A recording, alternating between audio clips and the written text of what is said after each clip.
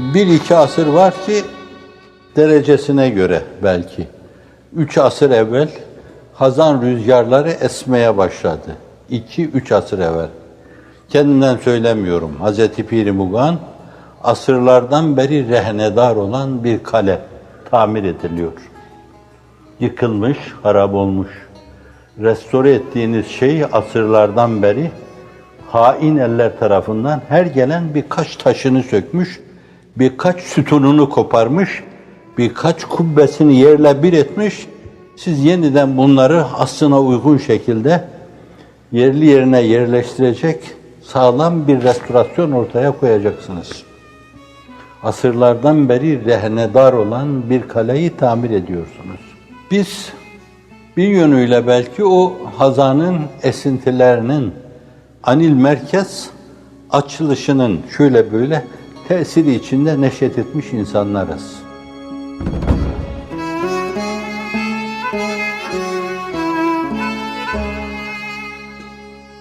Tam bahar görmedik. Kardı, kıştı, yollar yokuştu. Güzel şeyler sadece bizlerle birer düştü. O düşlerle yaşadık. Bir gün o baharın geleceğine inandık. O inancımızı hiç yitirmedik.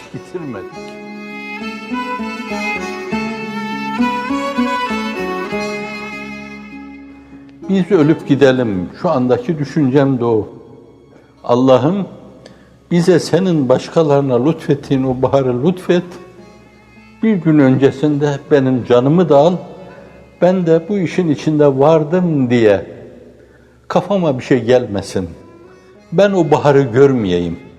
Arkadan gelen nesiller görsün.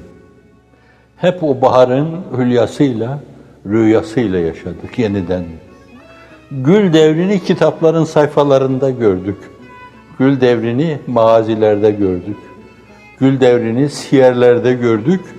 Gül devrini görebildikse hadislerin müstetbaatında gördük. Hadislerin arasından süzülen manalarda gördük. İmrendik. Onun intizarına durduk. Olsun dedik o. Ama 2-3 asır evvel başlayan hazan ilk esişlerinde sadece ağaçların yapraklarını götürüyordu. Savuruyordu.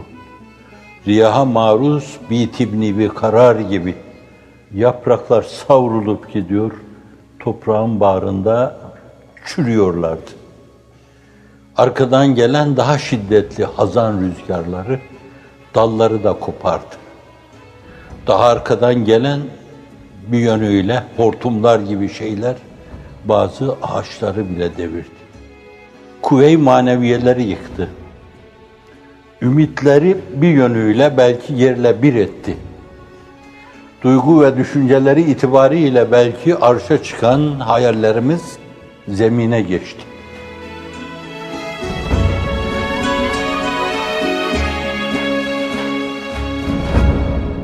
Günümüze gelinceye kadar bunlar yer yer bir kısım pozitif esintiler, yer yer meltemlerin esintisine şahit olduk.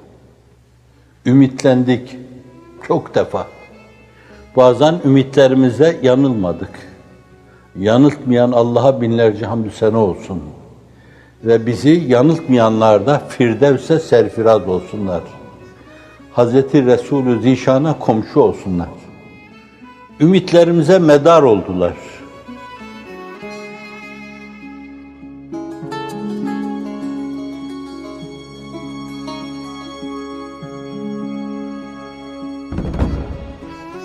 Bazen de haklarında çok ciddi beklentilere girdik. Dedikleri, ettikleri şeylere baktık. Çok ciddi kalbi alakalara girdik. Yıkılmış hak, adalet düşüncesi yeniden ikame edilir dedik. Bazen de aldandık. O bazicede, o tiyatroda, o oyunda bir kere daha aldandık.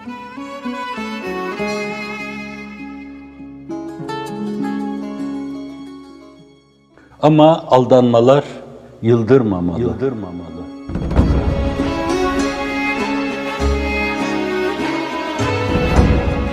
Ahiret deyip yola çıkanların dünyevileşmeleri bizim kuvve-i maneviyemizi kırmamalı. Şimdiye kadar bir sürü insan doğru yolda yürürken esasen dökülüp yollarda kalmıştır. Düşünün ki insanlığın iftihar tablosuyla sallallahu aleyhi ve sellem diz dize gelmiş, oturmuş. Fakat bir dönemde irtidat fırtınaları esmeye başlayınca Müseyleme'nin ordusunda onun yanında gitmiş, can vermiş. Secah'ın ordusunda can vermiş. Mürtetlerin ordusunda can vermiş. Hep ola gelmiş. Biz kim oluyoruz? Biz gölgenin, gölgesinin, gölgesinin, gölgesinin gölgesi bunu lütfedecekse Allah Celle Celaluhu ona binlerce hamdü sena olsun. Bu açıdan da o yıkılmalara, çözülmelere, kırılmalara, fay kırılmalarına takılarak bence yeniden acaba bir hazan mı esiyor? Esebilir, hazanlar esebilir. Önemli olan esasen o hazanların estiği dönemde bile bir yönüyle şöyle böyle vifak ve ittifakın Cenab-ı Hakk'ın tevfikine vesile olma meltemleriyle o hazanları, meltemlere çevirmeye bakmak lazım.